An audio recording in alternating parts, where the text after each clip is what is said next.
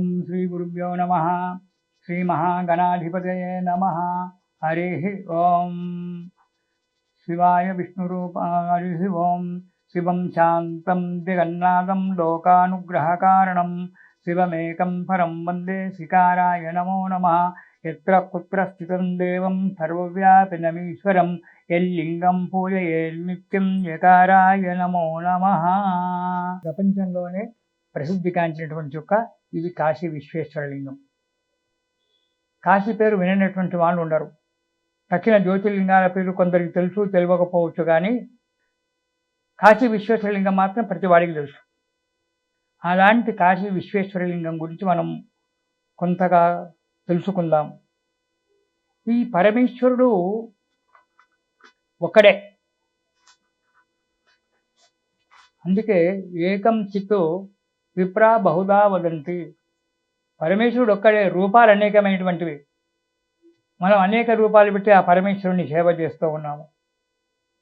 అలాగే ఈ పరమేశ్వరుడు నేను ఒంటరిగా ఉన్నాను, నా భార్యతో నేను ఒంటరిగానే ఉన్నాను కదా, ఎవరైనా తోడుంటే బాగుంటుంది అని చెప్పి ఆలోచించాడట. ఆలోచించేటప్పటికీ ఒక పురుషుడు ఎదురుగా రానే వచ్చాడు. సంకల్పం. ఆ పురుషుడే శ్రీ మహావిష్ణువు. స్త్రీ ఒక స్త్రీ ఉద్భవించింది. ఆమెనే వాడే శ్రీహరి. ఆమెకు శ్రీ లక్ష్మీదేవి మళ్ళీ ఉద్భవించింది. ఆమెనే మాయా, లేకుంటే ప్రకృతి. మాయా రూపిణియే మహాలక్ష్మి, మాయా స్వరూపిణి. మాయ ఎప్పుడూ పురుషుడితోటి అంతర్గతమైంటుంది. మా ప్రకృతి ఎప్పుడు కూడా పక్కకుండదు, మన యొక్క పురుషుని యొక్క అంతర్గతంలోనే ఉంటుంది. మనలో కూడా అలాగే ఉంది, కానీ సాధన చేస్తే తెలుస్తుంది. పుట్టిమాట అంటే కాదు. మనకు పురుషునికి కుడి చేతికున్నంత బలం ఎడమ చేతికి ఉండదు. మన శరీరంలో ఎడమ భాగం అంతా స్త్రీ భాగం, కుడి భాగం అంతా కూడా పురుష భాగం. అందుకే కుడి చేతికి బలం ఎక్కువ, ఎడమ చేతికి బలం తక్కువ. ఎవరికో ఒకరికి ఎడమ చేతిలో బలం ఉంటుంది, 100 కోట్ల ఒకరికి. కానీ కుడి చేతిలోనే 99% వాళ్ళందరికీ కూడా కుడి చేతిలోనే. ఎవరో ఒకరు వాళ్ళు ఏ అంశం వల్ల జన్మిస్తారో, ఏ పని చేసినా కుడి చేతితో, ఎడమ చేతితో పని చేయలేము. ఇది ఎడమ భాగం అంతా కూడా స్త్రీ భాగము, పురుష భాగం అంతా మనలోనే ప్రకృతి, మనలోనే శక్తి అంతర్గతమై ఉన్నది. అలాగే విష్ణుమూర్తి జన్మించాడు, లక్ష్మీదేవి కూడా జన్మించింది.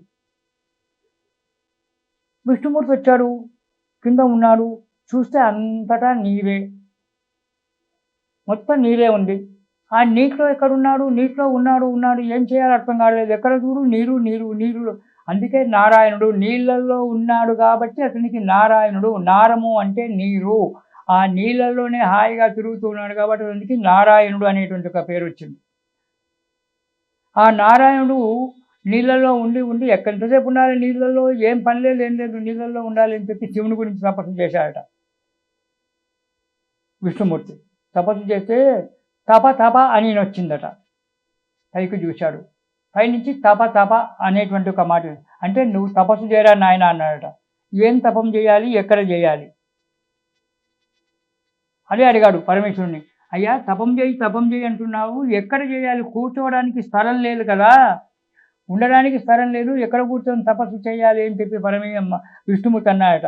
అనగానే పరమేశ్వరుడు పంచక్రోశ పర్యంతమై 5 కోసులు, అంటే ఆ కోసుకు ఒకరు 2 మైళ్ళు అంటారు, ఒకరు 12 మైళ్ళు అంటారు.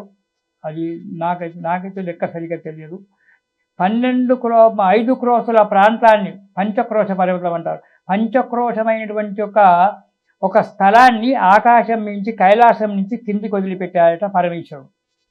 అది కిందికి వచ్చి ఆ నీళ్ళల్లో నిలబడింది, ఆ పంచక్రోశ పర్వతం. దాని మీద విష్ణుమూర్తి నిలబడి కూర్చొని తపస్సు చేస్తున్నాడు. కానీ అది అలలకు ఇటు అటు వంగుతూ మునిగిపోవడానికి ప్రయత్నమైంది. బరువు గల 5 కోసుల పర్యంతము, అంటే 5 రెండ్లు పెట్టుకున్నా 10 కిలోమీటర్లు, అది పెట్టుకున్నా 100 కిలోమీటర్లు, 10 కిలో ఒక క్రోసుకు 10 కిలోమీటర్లు అనుకున్నా 100 కిలోమీటర్లు. సరే, ఆ లెక్కలు తర్వాత చూసుకుందాం. అంత పెద్ద బరువైనటువంటి ఒక భూభాగము కైలాసం నుంచి నీళ్ళల్లో పడేటప్పటికి మునిగిపోవడానికి ప్రయత్నమైంది. అప్పుడు ఆ మునిగిపోకుండా ఉండాలంటే ఏం చేయాలనుకున్నాడు? పరమేశ్వరుడు తన త్రిశూలాన్ని పంపించాడు. త్రిశూలాన్ని పంపించి ఆ త్రిశూలం నీళ్ళలో నిలబడి ఆ త్రిశూలం యొక్క మొన మీద ఈ భాగం నిలబడి ఉంది, గట్టిగా కదలకుండా ఉంది. ఇప్పటికీ కూడా కాశీలో పంచక్రోశ పర్వతం ప్రాంతం వరకే పవిత్రమైనటువంటిది. కాశీ మొత్తం కాదు, ఒక్క పంచక్రోశ పర్వత ప్రాంతం మాత్రమే అతి పవిత్రమైనటువంటిది. అది పరమేశ్వరుని యొక్క నిర్మాణం.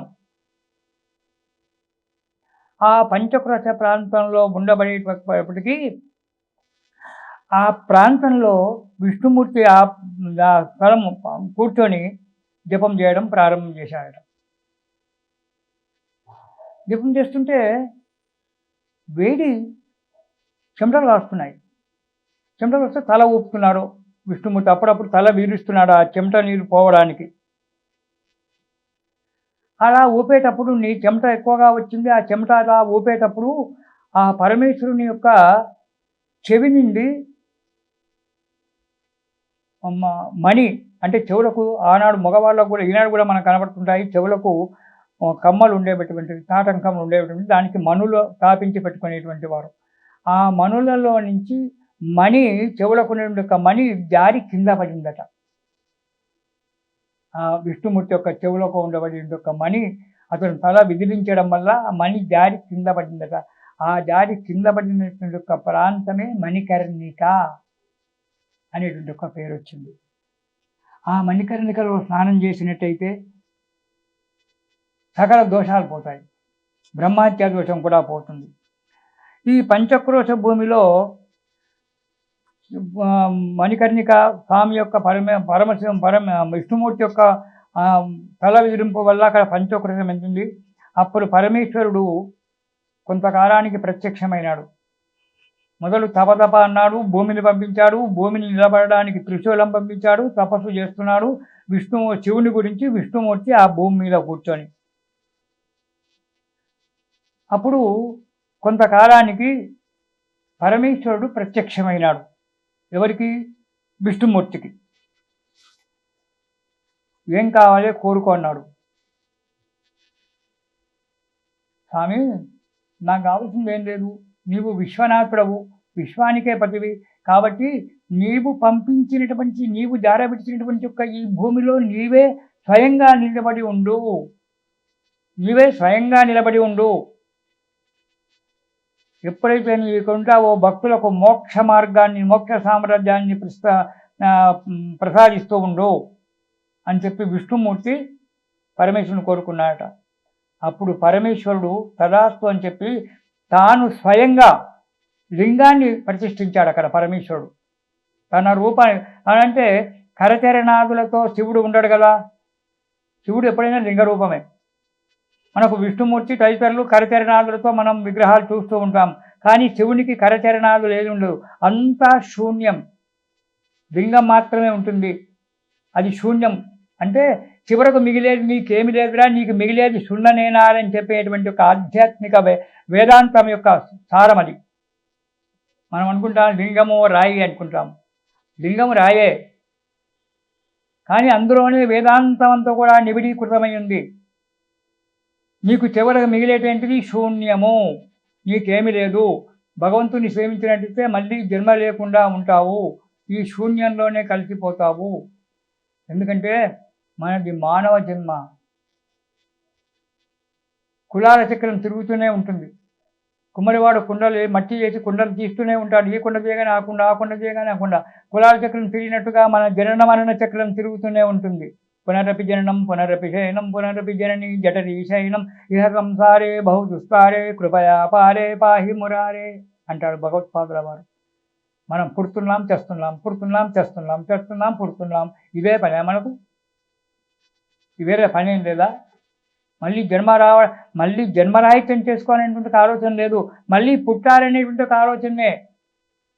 పొద్దున్న లేచి చేసడం అన్ని నిద్ర లేచినప్పటి నుంచి చేస్తే మళ్ళీ 24 గంటలు మనం ప్రతిదీ తప్పులు చేసి పాపాలు చేసుకుంటూ కూర్చుంటున్నాం.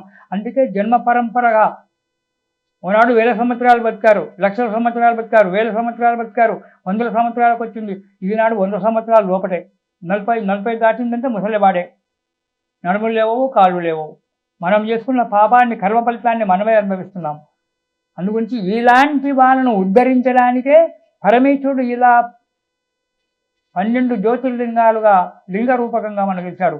అరే నీకు మిగిలేది ఏం లేదురా, నీ దగ్గర శూన్యమే ఉంది, ఆ శూన్యంలో నువ్వు కలిసిపో, నాలో నిబిడీకృతమైపో, నాలో నిలిచిపో అని చెప్పడానికే పరమేశ్వరుడు కరచరణాదులు లేకుండా లింగ రూపకంగా ఉన్నాడు.